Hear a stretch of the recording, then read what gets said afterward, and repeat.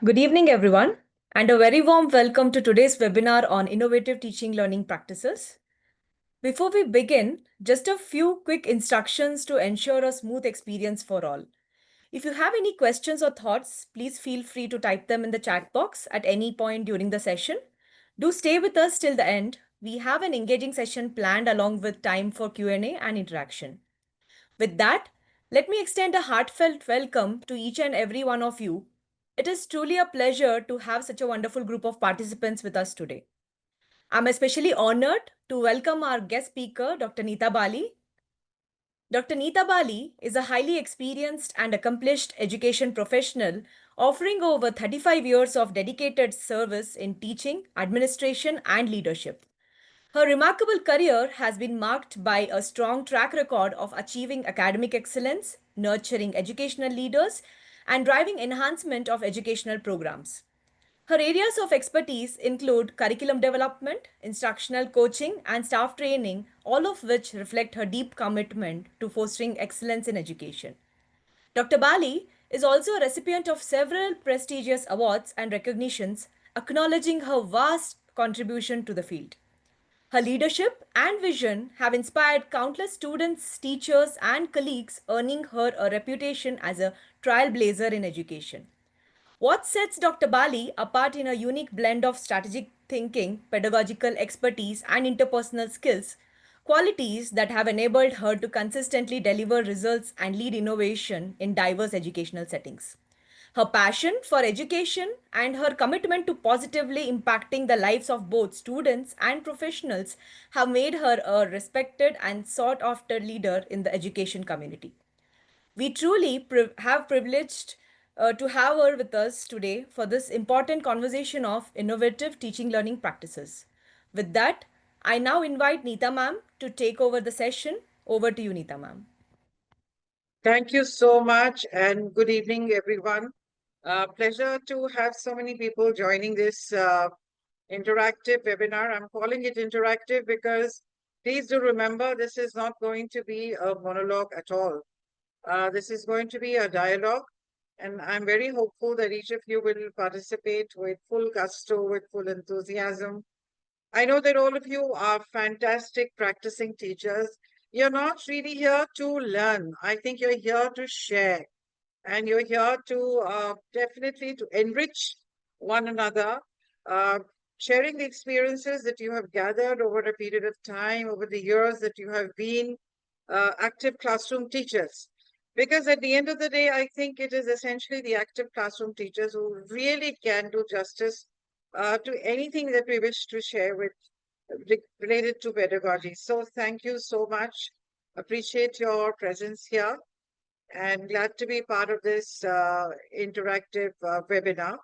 Um, so let's begin, please.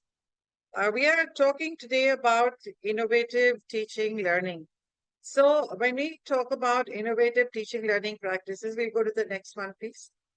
So when we talk about innovative teaching learning practices, let me first set the context.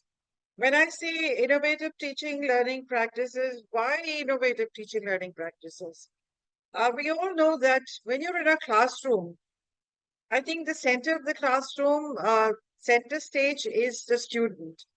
And to keep children engaged, to ensure that learning is deep, to ensure that learning is lasting, it is important that our teaching learning has innovative strategies. And that's the objective of the workshop. Actually, it is to revisit a lot of stuff that you're already doing, I'm sure.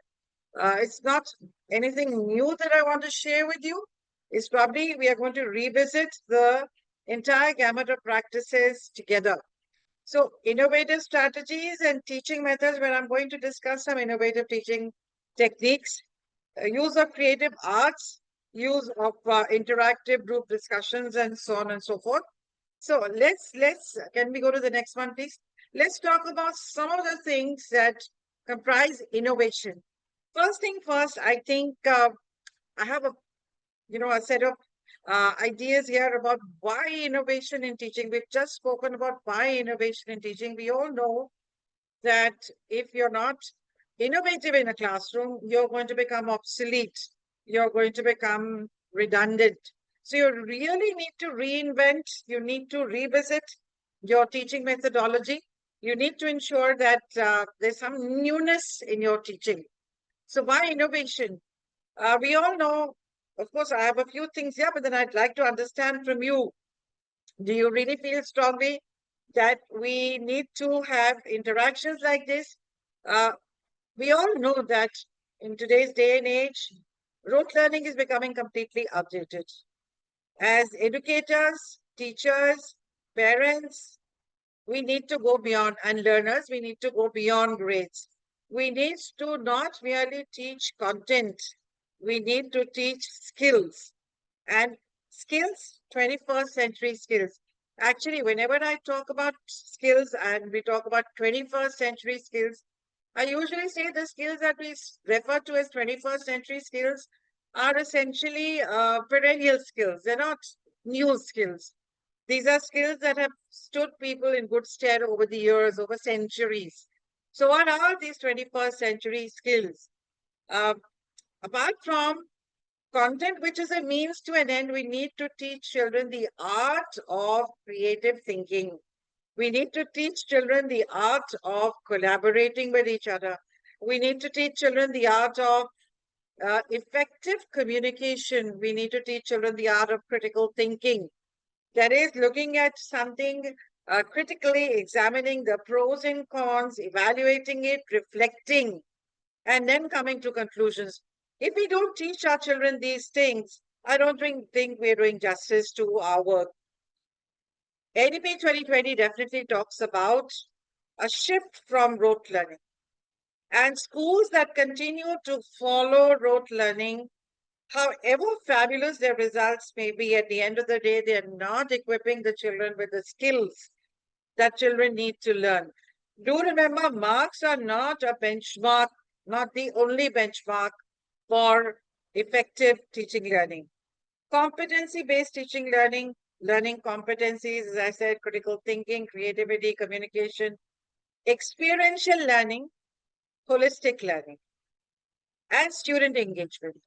We need to have innovation. When I started, I spoke about the fact that we need to have innovation in the classroom. We need to reinvent the way we teach, because if we don't engage student, if student engagement is poor, then definitely you may not achieve the results that you hope to receive.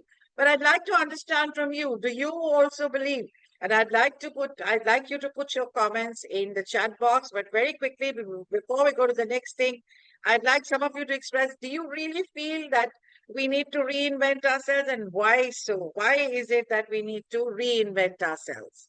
Anybody? Why is it? Definitely, Arun says definitely yes, but why? Why? Why is it? Gen Z is different. Gen Z is different. How is it different? Gen Z is different. How is it different? If you need to stay in tune with the Gen Z, we need to be updated. They're smarter, much smarter. They are digital natives. They have access to a lot of information. They want instant gratification. They're tech savvy. Yes. Because they want instant gratification, you definitely need to have a growth mindset, because if you cannot satisfy learners, then you're not effective as a teacher. So definitely, we need to update. Yes. We need to reinvent. Yes. We need to make the process meaningful and fruitful. And more than anything else, if we don't innovate in the classroom, do you think the learning that happens in the classroom is going to be lasting? No, because children are able to access information so easily, so easily. And now with Chat GPT and what is it, DeepSeek? I haven't used it yet, but Chat GPT, everybody seems to be using. So if everybody has access to such fabulous knowledge online, what is it that we are going to offer the kids in the classroom? They're tech savvy, yes, yes. Smart teaching, somebody said smart teaching, beautiful. We reinvent ourselves because we want better learners. And we want the kids to be quick learners. They are quick learners. The fact that they have so much access to knowledge shows that we need to keep pace with them. And if you need to keep pace with them and you want your teaching to make a real impact, then you need to innovate. We'll go to the next slide, please. Can we go to the next slide?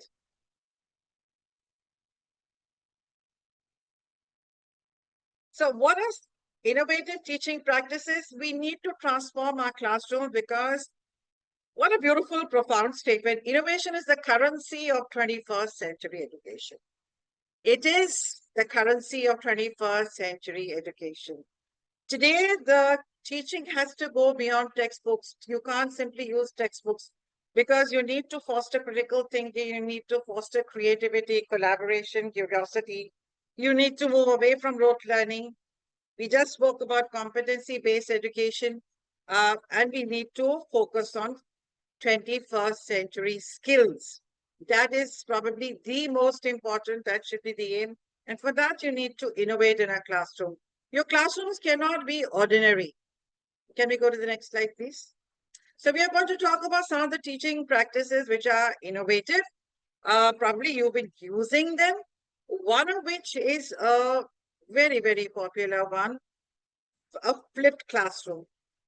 In fact, almost 10 years ago, I was in the US for 15 days where I was in a school looking at how they taught in the classroom. And this is the first time I experienced a flipped classroom in this school in a place called Utah in USA, a beautiful school called Wasatch Academy, an international residential school. And I was pleasantly surprised because when I walked into the classroom, the classroom did not start with the teacher. The classroom started with the kids. And everybody was there with their laptops. They had done their research. They had come prepared. The classroom started with the kids. The kids had already read up before they came to the classroom. So a flipped classroom. I mean, if you look at the word flipped, what do you understand by flip? To flip is to turn around, right? To turn around. Normally in a classroom, what you have is a teacher going into the classroom using a textbook or using other materials and to start teaching. But when we flip, beautiful, change the role. A question is there, though we try to include different teaching practices. I, being a teacher, think that still, yes, the stakeholders are not ready. If you're ready, the stakeholders will see the benefit and they will be ready. I promise you that. It's happening. A flipped classroom, what generally happens in a flipped classroom, as opposed to a traditional classroom where you have a lecture method, you have an auditorium style seating, one row of kids behind the other. In a flipped classroom, unlike a traditional classroom, teacher is not center stage, it's the kids who are center stage. So a traditional lecture method is replaced with you send pre-recorded content, or in fact, if you cannot send pre-recorded content, give children materials to read up. Give children materials to read up 1 or 2 days prior to the class. Give children materials to read up. Let them read up that material and then come to class prepared. The class does not start with the teacher. The class starts with discussion. Children have already read up. The class starts with a discussion.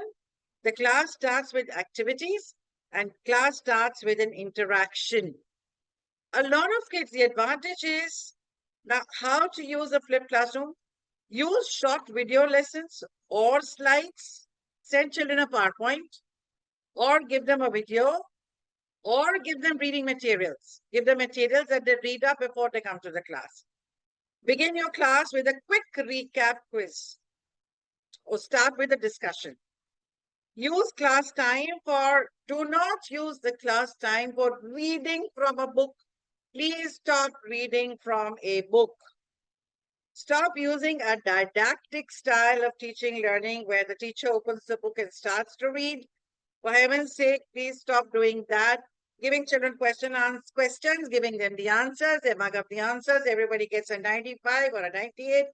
I'm happy, you're happy, you scratch my back, I scratch your back. Stop. Let's stop. Let's try something new. So in a flipped classroom, somebody's stakeholders are not ready. Who are the stakeholders? You are the stakeholder. Parent is the stakeholder. The kid is the stakeholder. If you succeed, the stakeholders will realize how much more effective this is. I have worked with this throughout in 40 years of teaching, out of which 18 years was hardcore classroom teaching, and then subsequently as a head and a director of schools and school and so on and so forth. We have experimented repeatedly. Students are becoming competitive in earlier stages. Absolutely right. But who says that when you use a flipped classroom, you're not competitive? You don't become non-competitive, please. You become more enriched because you're forced to think rather than the teacher giving you everything on a platter. Use class time for group activities, concept clarification, practice. And flipped classrooms are great for math, science, and grammar. Can we go to the next one? Where I'll give you an example of how we can use. Now, here is a flipped classroom activity. Let's see how it works. The topic is goods and services. Goods versus services. The class is grade 5, duration 1 lesson. Pre-class homework. Students watch a 3-4 minute video. It can be teacher-made video. It can be a YouTube video. The video talks about what are goods and services, how are goods and services different. So children look at this video or children read the material and they come to class. Now, the point is the stakeholders, on the contrary, will be happy. The most important stakeholder is the parent. When you send something like this, the parent will be forced to help the kid. The parent will see the advantage of how the child is engaged firsthand in his or her learning, rather than the teacher teaching them from a book, giving them questions, giving them answers. As I said, beautiful notebooks. But at the end of the day, the children have not learned anything except those questions and the blessed answers that children have been given by the teacher. And as I said, everybody gets a 98, 100%. You scratch my back, I scratch. Stop, stop. So quick recap, teams guess. The first 5 minutes in the class, when children come, they've seen the video. So there's a quick recap. Teams guess if named items are goods or services. So you give them a set of, you can give them flashcards, you can give them images, ask children to classify them as goods or services, and they have to justify each choice. The next is this group sorting challenge. So first, quick recap. Second, give them flashcards, images, ask them to sort it into goods and services. Third, share one good and one service. Ask children to start sharing, student-led discussion. Let children discuss with you and speak about what is one good and one service that they use that morning when you have the class, when you're having this class. So what's happening is you are connecting a concept to real life. When you connect a concept to real life, obviously the impact will be lasting. Not merely will the impact be lasting, the impact probably, the learning will stay much longer. Recall value is much more. Can we please go? And then finally, one student summarizes the key differences between the goods and services. So anybody who can tell me if they've experimented with something like this, anybody here would like to share if they've used flipped classroom and how? For example, I've given an example of goods and services. Anybody who's used a flipped classroom? Anybody here? I'm sure somebody would have used it.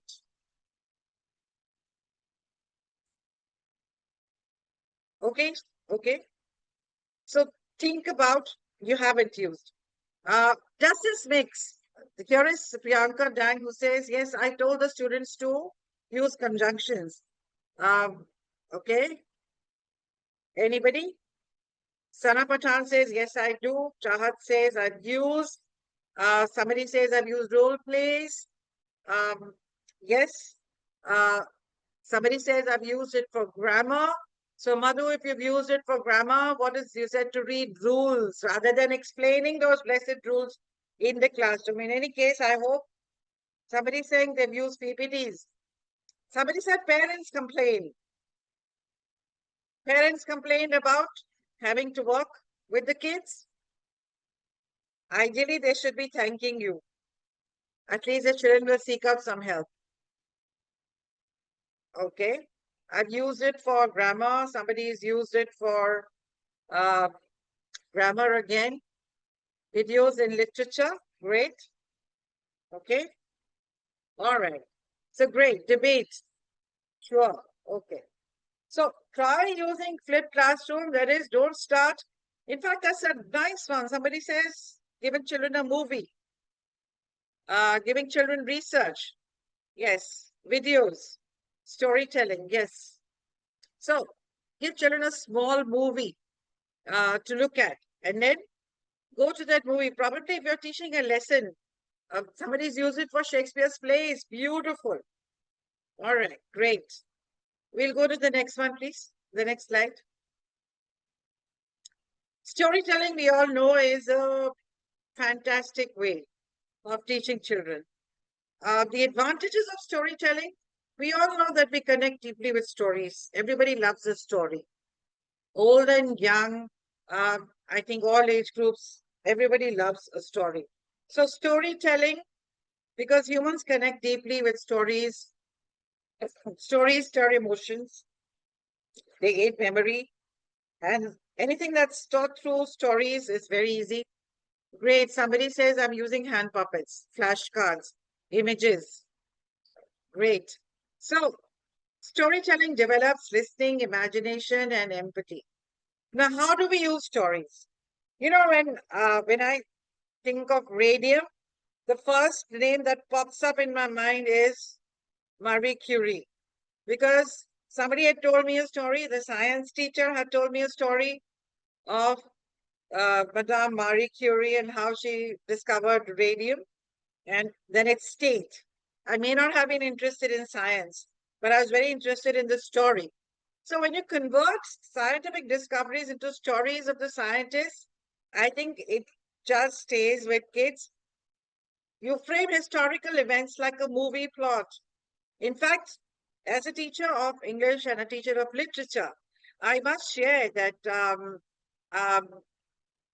I was teaching literature to IB kids. Um, Although I was a director of a school, I was teaching literature to IB kids, and there was this beautiful novel called The House of the Spirits. Now, I realized that not everybody in the class is interested in going over it, cover to cover. So what I did is, rather than starting the novel with the kids or talking about the background, I got the kids to watch the movie with me. I appointed a teacher who could sit with them and sit through the movie. I also watched the entire movie to understand the nuances of the novel. Now, the point is, obviously, when you see a movie, a movie which is based on a script of a novel, it may not necessarily be very true to the novel. Nevertheless, I think I could get the essence, and so could the kids. So when we started to discuss the novel, um, somebody, Pritikan says, converting literature chapters into stories. Absolutely. So stories or movies, like I said, a movie. So teaching that novel is so much easier when I watched the movie.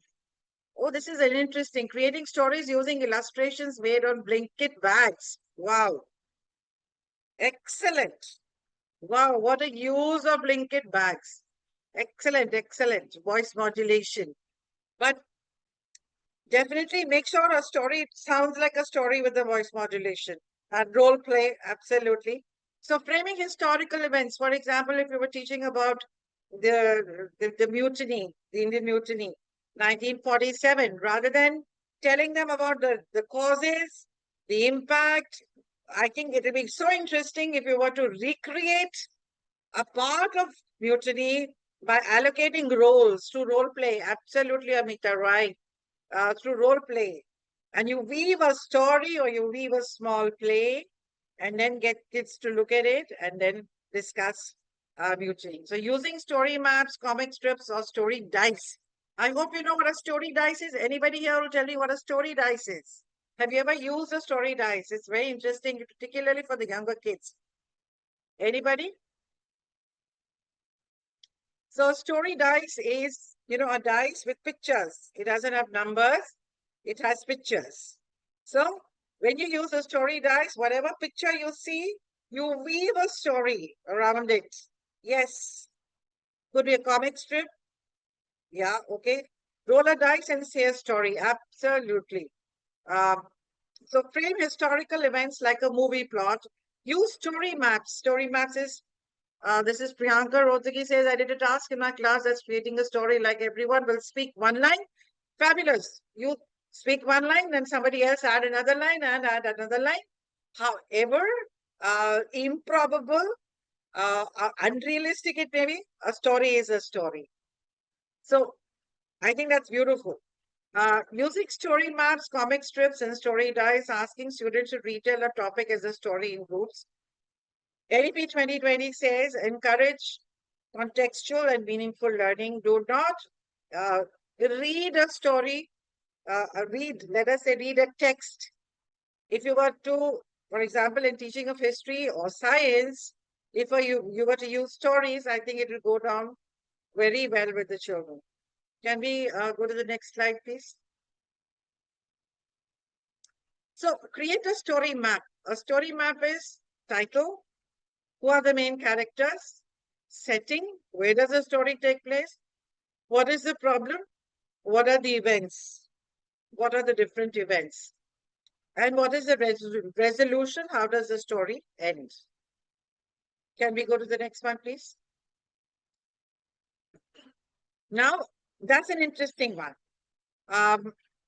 Here is somebody who says, Shanti Menezes says, for the club activity, a very talented PE teacher went around what she could find in the school, borrowed a black raincoat, borrowed flowers from the art room, a picture left in the garden, a paper, and presented a classic story with a stick row in different languages. Creative art integrated learning. Now, we can comfortably integrate art into learning. What is art integrated learning? That is teaching academic subjects using visual and performing arts. Now, using visual and performing arts, that is when you have abstract concepts, you put them into concrete form by using connecting different subjects and using art. So how to use, for example, a lot of teachers use rangolis because when you get children to draw a rangoli, what you're basically doing is you're using symmetry in math, using clay models to show plant parts, or using a role play or a poem or dramatizing a grammar concept, doodle notes, collage making, or concept mapping. Essentially, using any kind of art form to teach a subject. The point is, learning never happens in silos. It cannot happen as one off. Learning cannot happen in silos.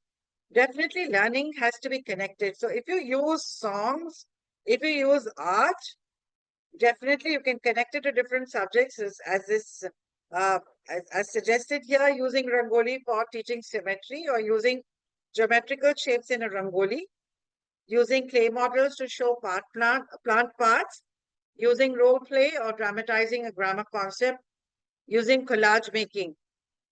So NEP 2020, again and again and again, we are talking about NEP 2020, but it's not percolating into the classrooms. You have to consciously make sure that it percolates into your classrooms. So when I say percolate into your classrooms, what I'm talking about is in NEP 2020, it talks about multidisciplinary learning. Subjects should never ever be taught in isolations. Children should be able to make connections. And when children are able to make connections, for example, you draw Rangoli, you ask children about different shapes, ask children to identify different shapes that have been used, ask children to tell you about the materials used and what could be the chemical composition of the colors that are used in that Rangoli.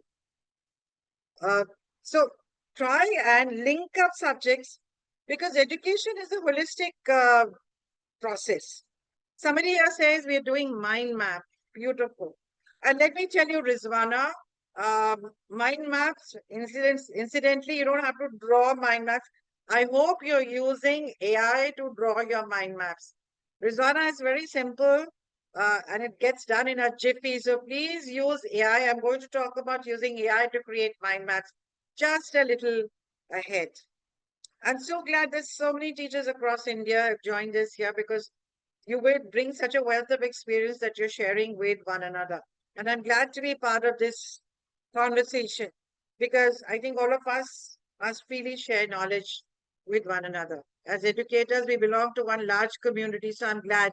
Shrikala says she uses emoji summaries. Summarize a story, scene, or poem using only emojis. Very, very interesting. I did never thought of that. Challenge students to decode each emoji. Beautiful. Thank you, Shrikala. Fabulous. Brainstorming, definitely, Sonali. Can we go to the next one? Project-based learning. All of us know about project-based learning. Yes, and I'm going to speak about inquiry-based learning. Art integration, Meena Chauhan. Yes, that's what we spoke about. You can give more examples of art integration. I gave one of Rangoli. You can teach children about the different dance forms by actually having a child come into class and perform any one single dance form. Yes, mind maths is what we want to talk about. So project-based learning. Project-based learning is giving children real-world projects. It is so boring for children. Yes, puppet shows, experiential learning, project-based. Yes, hands-on experiential project-based learning. So give children real-world projects. And it works really well. Um, oh, lovely. Muhammad Afzal Khan says, no, who said Bharatanatyam for angles. That's fabulous. Excellent, excellent. Questionnaire method, yes. Uh, farm to table, Meena Chauhan, thank you to teach the concept. I'll go back to my project. I want to read some of this. Marcy Ghoshal says she's used magic mirror. I don't know what magic mirror is, but I'm sure it's very interesting. Figure out what magic mirror is. Uh, okay. So I'll go back to project-based learning. So real world graphic organizer for character sketch and summary. Wait, wait, wait. Let me finish this and then we'll come back to you again. Yoga and dance to teach them angles. How? How wonderful. Kavya, thank you. Uh, Performing yoga and dance. Excellent. We went to a garden to discover this different kinds of vegetables that grow under the ground. Fabulous. And that's going to stay with the kids forever rather than you're teaching them from that biology book. I can promise you that. Folk songs of different states. I don't know what a fraction robot is, but anyways, we can figure out roughly. Table discussions, yes. Crosswords, yes. Survey an area around their home, yes. Yes. Matchsticks, fabulous. Lovely. Budget, yes. Now we'll come back to project and talk about a budget. So real world projects, design questions, assign group tasks, research, exhibition. So essentially project-based learning is give them a problem, a real world project, ask them to research, design questions, research to different form groups. Give each group one project based on any one topic. So 4 projects, 4 groups in a class of 40, 10 of each. So one group of 10 takes up one group task, researches, gives a presentation. So can you tell me if, when they do that, what are the skills they're building? What are the skills they're building? Project-based learning, what are the skills they're building? Don't look at my NEP 2020 link. What are the skills they're building? They're building the skills of when you give children fantastic collaboration, yes, critical thinking, researching, teamwork, thinking, yeah, communication, confidence, presentation, socio-emotional maturity, vocabulary building, teamwork.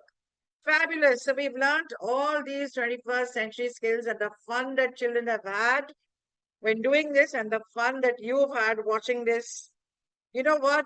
Your work will be reduced to half socializing. Let's not, yeah, fine. Socializing is part of the deal, I guess. Inquiry-based learning. So they have learned when you've given them the project, they've learned the art of researching. They've learned the art of collating information, collaboration, yes, critical thinking. Thank you, Sandhya. So I'm repeating interpersonal skills, working together, teamwork, TLM. Thank you. Yes, teaching learning materials, absolutely. Problem solving and confidence building exercise and evaluative skills and reflection.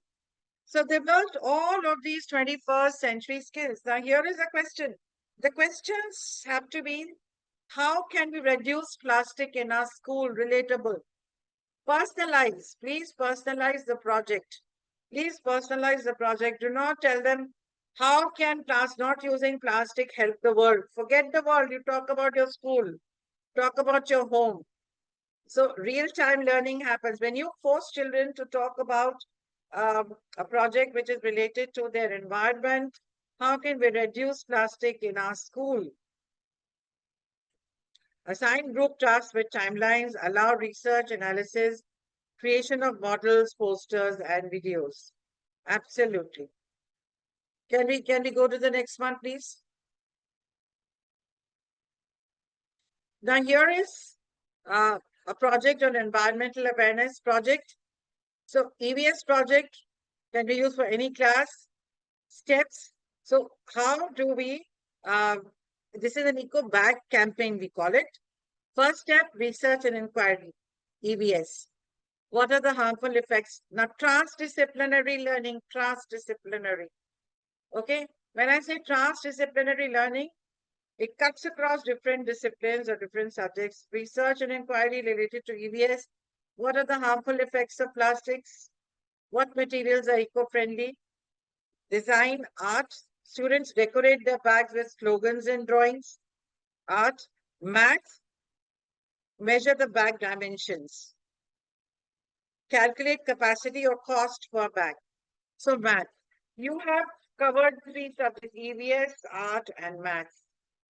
So how wonderful, Priyanka. Primary students have stopped bringing chocolates to avoid littering wrappers. Good. Anyways, chocolates are definitely not a very good idea. Encourage the use of jute bags. Teamwork. Can we go to the next slide, please? Can we go to the next? It also helps communication. Can we go back, please? So once they've done that, prepare a 2-minute campaign pitch and present that pitch. So children have learned the art of presentation and communication. And when you pitch something, you're using persuasive language, you're creating a slogan or jingle. So presentation skills. Each group showcases their bag and pitch to the class or another group, and peer feedback and applause. Why it works? Now, why this works is, if you teach them, Sapna Divakar, 5R concepts. Would you like to speak a little about, tell us about what is the 5R concept? Reuse, recycle, reuse, reduce. I don't know what are the other two R's. Okay, so helps children to apply, okay, reuse, recycle, reduce, what are refuse? Excellent. Excellent. I didn't think of refuse. And rethink. Wonderful. So we've learned here 5 R's: reuse, recycle, refuse, rethink. What is the fifth one? Reduce. Excellent. Excellent. 5 R's. Everybody's learned. So help students apply textbook knowledge in real life, builds collaboration, creativity, problem solving, and promotes eco-consciousness. The whole world is talking about sustainability. Please, any school which is not talking about sustainability is not doing justice. K.S. Mehta, thank you. Upcycle, rebuild. We are learning some more. Reassemble, beautiful. Upcycle, rebuild, reassemble, recreate. Lovely. Preeti Pachka says, critical thinking, problem solving, communication. Excellent. Excellent. Reconsider. Fabulous, fabulous, fabulous. Sustainability. Wonderful, wonderful. So link this to SDGs, Sustainable Development Goals. Please, let's start talking about sustainability. When we talk about best out of waste, as you said, let us continue to use the word sustainability and SDGs. Let's start talking about sustainability and SDGs. But we've learned 5 R's today. I'm so happy. And the other things that you've spoken about, wonderful, interdisciplinary. Refuse, reuse, refuse, reduce, recycle, replace. This is my biggest takeaway here today. And rot, what is this? Reduce, use less. repair, fix things, recycle, turn old things into new things. By the way, now people are celebrating the fact that there are young people who do not want to buy new clothes. They want to use clothes that have been already been used by somebody else, reclaim. Great. Repurpose. How wonderful, wonderful. Repurpose. Thrift shopping. Yes. Revamp. We are learning so much together. Revamp. Thrift shopping. Yes. Rearrange. Thank you. Lovely. Regain. Excellent. We'll go to the next one, please. Now, we know that gamification is the norm of the day, using technology in teaching learning. So learning through educational games. Time and again, we tell teachers, I tell teachers as somebody who has been in education for a long, long time, use gamifications, use different platforms, use Kahoots, use quizzes for interactive quizzes, and use rewards in the classrooms, use badges. So when you use badges in the classroom and levels, gaming just comes very naturally to kids, even to adults. Generally, my end of the day recreation is playing an online Ludo game with somebody. And it's interesting, or shooting bottles. So I think whatever age you are, young and old, uh, gaming can be very interesting and can be used very beautifully for learning. So use different gaming elements like points and levels and badges. If you do that, stars and classroom leaderboards, badges and levels, it makes learning very joyful. New name, Wayground is, thank you, Srividya. Wayground is the new name for quizzes, is it? Okay, thank you. Okay. AI tools, yes, yes. Please use AI tools. I haven't used one yet for gamification, but I'm sure there are fabulous AI tools for creating games. Quick Masters. Okay. Excellent. And GamKit and fabulous. Leveling up with knowledge. Super play at the same time. Kahoots, we've just spoken about. Star Kid of the Day. Wonderful. This should be so interesting. Star Kid of the Day. Okay. Teaching nouns through a game. We are the clappers. Excellent. Excellent. Scrabble guess. Spark of the day. Star Kid of the Day. Spark of the day. Excellent. Superstar of the class. I think all this should just stay with all of you. This is so wonderful. So wonderful. Smileys, everybody is using. Can we go to the next one, please? Just give me a moment. Now, experiential learning. Give me a moment to have a sip of water.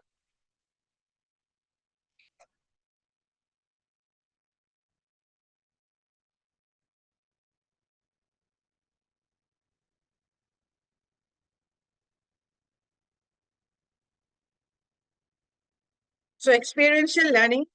We all know that experiential learning definitely is, I'm sure you're all working at it. Hands-on, practical, real-world learning, learning by doing. There really is no learning without experience, honestly speaking. So, the good old field trips, STEM kits, yes, gallery walks, germination, yeah, germination, they learn very, surveys, beautiful, podcasts, superb. Time and again, I keep telling teachers to make podcasts with the kids. I don't think it can get any better. The moment children start making small podcasts with friends or with teachers, the levels of confidence go up by many notches. Math, budget planning, supermarket visits, measuring school spaces, encouraging problem solving, trial and error. So, playway, yes.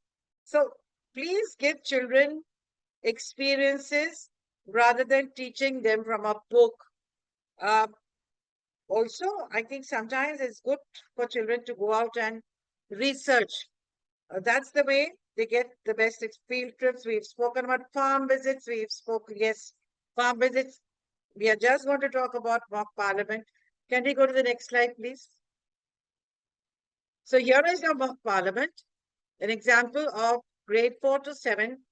So if you want to do experiential learning using mock parliament, set the scene, that is, introduce what a parliament is, Lok Sabha, Rajya Sabha, explain different roles and then assign roles.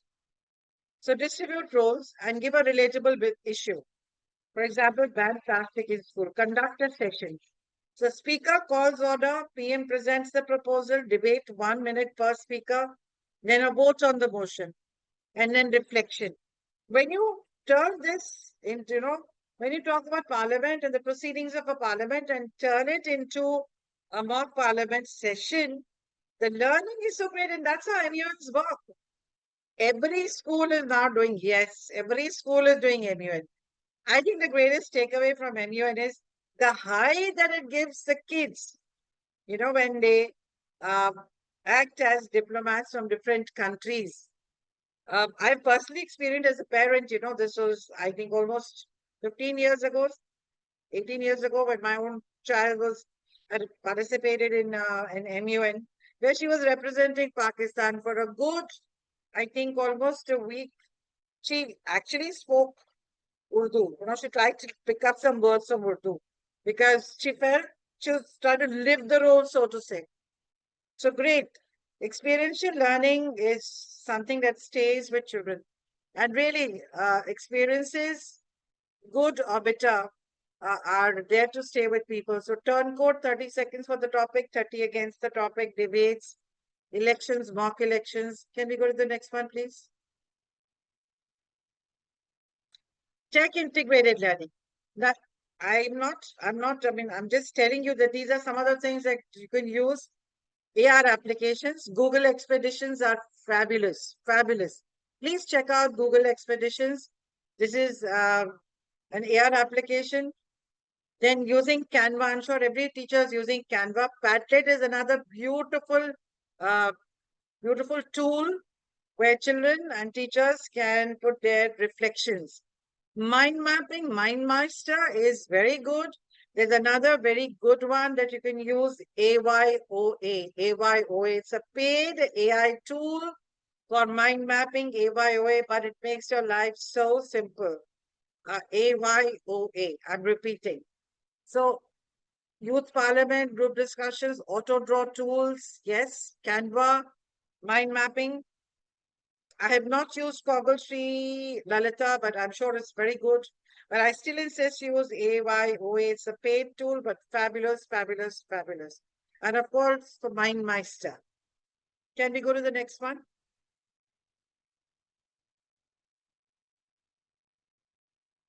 Peer teaching. A lot of us never really use peer teaching or collaborative teaching. In peer teaching, students teach one another and they learn together. Benefits, it promotes leadership, communication, teamwork. Use think, pair, and share. Jigsaw method and peer quiz sessions. So pair stronger students with slightly weaker students and then rotate roles. So have a speaker, a note taker, timekeeper, presenter, think, pair, share, jigsaw method, peer quiz sessions, and group-based problem-solving activities. Buddy system of learning. Sajita, yes, yes, that's what I meant. You're so right. That's another way of putting it, buddy system of learning. Excellent, excellent. Excellent jigsaw, yes. Excellent. Yes, yes. The emotional impact of peer teaching, there is a sense of onus and responsibility towards your buddies, friends, and your classmates. So I think peer learning or peer teaching learning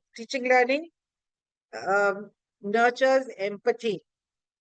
It really nurtures empathy and builds leadership. Yes, excellent. Group learning, yeah. Can we go to the next one, please? We're running out of times. Inquiry-based learning. Now that's something that was being done by IB forever. PYP or MIP or IBDP or IBCP, inquiry-based learning. But today it is very much a part of the national curriculum as well. Inquiry-based learning, again, ask. Start with student questions. So student becomes the center of the class. Ask. Start with student. Ask children to bring up questions. Then ask them to investigate, uh, create, discuss, and then reflect. That's called an inquiry cycle. It's called an inquiry cycle. So in the IB, inquiry is deeply ingrained. Somebody called the inquiry cycle was evolved, or in fact promoted by Kath Murdoch. You have Kath Murdoch's inquiry cycle. So everybody check out Kath Murdoch's inquiry cycle. So ask, that is, children ask questions, they investigate, they research, they create or develop projects, they discuss, and then they reflect on their learning. So please remember Kath Murdoch. Can we go to the next one? Yes. Y cycle and K. Yes, KWL. Now, here is an example of inquiry-based learning. Why do people live near rivers? For grade 5. Objective is to help children understand relationship between human settlement and geographical features. Driving question, why have many civilizations developed near rivers? So student-led activities, teams guess if named, I'm sorry, this I think is an error. So essentially, why is it that many civilizations have developed near rivers? You give this question to different students, to different groups of students, let them research and come back with their research, make presentations, and then reflect, and then come to a conclusion. So this way, student-led discussions, share, I'm sorry, this I think is a cut and paste, which has happened by mistake, but to help students to understand relationship between human settlement and geographical features, give them this question. Ask them probably, Aradhya, beautiful, visit a freshwater source near you. Observe the animal there, their characteristic features and details in chapters like habitat and adaptation. Yes. Can we go to the next one, please? So teacher poses the questions. Students write and discuss their initial thoughts. Teacher poses a question. Why might rivers provide, what might rivers provide what people need? So they explore and investigate. So we all know that our history essentially starts with, at least in India, starts with Indus Valley civilization, and the Egyptian history with the Egyptian civilization, which was based on the banks of the river Nile, or the Mesopotamian civilization. So discuss river locations and their nearby settlements, help children to brainstorm what is it that rivers provide and why is it that people chose to live close to rivers. So students create a simple concept map, rivers provide dash, and it helps people to do dash. So children, in fact, create this concept map after discussing all this. Can we go to the next one, please?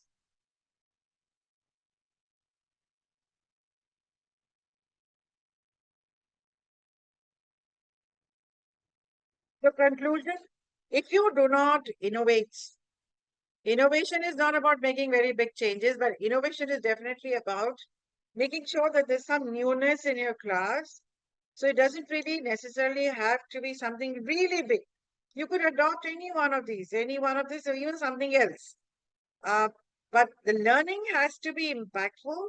The learning has to be long lasting. It has to be meaningful and joyful more than anything else. So even one small change in your teaching can ignite a lifelong love for learning.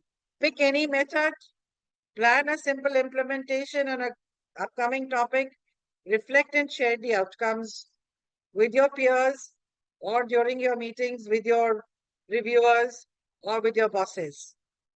Anyone who wants to suggest any other innovative method? Anyone? So activity-based learning, ask students to find solution of the given problem. Games for grammar, yes. Okay, now the floor is open for questions. Create your mini booklet. Thank you, Aradhya. Extempore, yes. Donut strategy. I do not know what's a donut strategy, but wonderful. Figure out, think, pair, share. We've already spoken about problem solving, critical thinking, activity-based learning, community connecting activities, clay modeling, onion rings. I don't know what an onion ring is. Differentiated learning, definitely.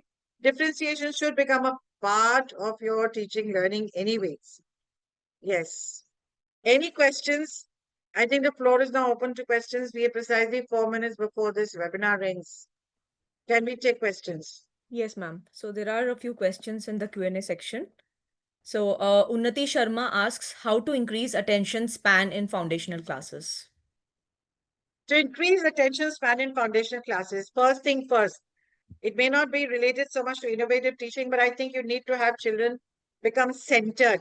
So what I'd recommend is, what works very well in most situations is a small meditative exercise before we begin the class. Ask the children to stand in a prayerful position, a small Om chanting or any other chant that helps them to focus their attention for maybe a minute. This centering activity will definitely go a long way in helping children sustain their attention. The other is brain breaks. I would say not at the beginning of the class, but somewhere midway. Give children brain breaks. Brain breaks are getting the children to get up and do a little physical activity, standing where they are, stretching their arms or sing a little song or whatever it be, something that gives them a break in the middle of rigorous teaching learning. So, as I said, get them to center themselves with a small chant or a small exercise or a small prayer. That's how your class could begin, and I'm sure you'll be able to sustain their attention very well. Any other questions? Yes, Krishnendu asks how it attracts those students facing learning disabilities. Children with learning difficulties. Somebody spoke about differentiation. Now, I can't speak at length about differentiation. Maybe at another point of time when we get together again uh, as a community, we will talk about differentiation. But let me tell you, differentiation in a classroom means, for example, you're teaching a topic, you create worksheets, you make sure that there are worksheets of 2 or 3 levels. There are some which are for accelerated teaching learning, that is, children who are very smart and learn faster than those who learn at a regular pace. And then there are those who take a little time to learn. So you have differentiation in the classroom, you'll be able to help children with learning challenges. Okay. So there's a similar question by Anubhav, how to manage a hyperactive student. So Yes. hyperactive students, definitely you need to, as I said, meditation, chanting, exercise. So start with some meditative, small meditative exercise or a breathing exercise. That might help to keep their attention focused and help to calm down their hyperactive temperament. Slow Rupali asks, learners, again, as I said, slow learners, somebody said, so same thing, differentiation, please, differentiation, again and again. One size fits all is not on today, not on. Can we have any other questions? yes, ma'am. Rupali asks, how do you do think, pair, share activity in class 1 and 2? Think, pair, and share. So Yes. get the children, what you do is get the children to sit down, think together, pair them. That is, either pair them or put them in groups, group them, and then have these groups brainstorm. So let's say a class of 40, as I said, put them into groups of 5 each. Give them something to mull over and to discuss. And then ask the group to have one representative share. So it can be in pairs, think, pair, and share, or it can be in groups. Any How to other? handle, yes, ma'am. How to handle kids with behavior issues in the classroom? So I'll tell you what, there's a term called essential agreements. Essential agreements are agreements that you and the kids that you and the kids work at together. So you put down these essential agreements in your class and say, this much and no further. These are some essential agreements, and all of us promise that we will adhere to these essential agreements. Define boundaries. What is acceptable and what is not acceptable. Engage counselors.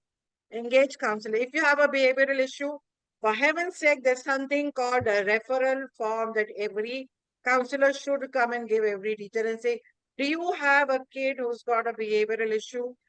Please use this referral form. Give me this form back. I will take sessions with that child. Make sure that referral form is given to your school counselor who engages you, the parent, and then takes sessions with the kids and helps you to tackle that child with the behavioral problem. Any other? Ma'am, I think we can wrap up. Yes. So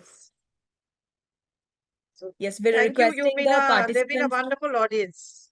Thank you. Yes, as we wrap up this insightful session on innovative teaching learning practices, a heartfelt thank you to our esteemed guest, Dr. Neeta Bali, for sharing her valuable time and inspiring perspectives. Your insights have truly enriched our thinking, ma'am. Thank you so much. To all the participants, thank you for your active presence and thoughtful engagement. Your enthusiasm added so much value to this session. We hope you leave with fresh ideas to take back this to the classrooms. And we request you all to follow us on YouTube, LinkedIn, and social media as well. So, any more queries you have, please put up there so that we can answer your queries. And with gratitude, thank you once again. And we look forward to seeing you in future sessions. Have a wonderful weekend. Thank you and have a great evening.